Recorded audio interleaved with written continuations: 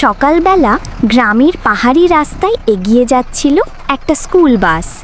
ভেতরে অনেক ছোট ছোট বাচ্চা, গান, হাসি। আর ঠিক রাস্তার পাশে হাঁটছিল আমাদের হিরো ক্যাট, মোটা, শক্তিশালী, কিন্তু একদম কোমল হৃদয়ের।